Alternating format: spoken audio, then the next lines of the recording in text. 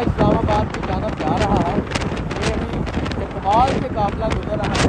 तो आप पीछे देखें, पीछे भी गाड़ियों की एक बहुत बड़ी तादाद है। अगर आगे देखें, आगे भी गाड़ियों की तादाद मौजूद है। अब ये काफिला चकमाल से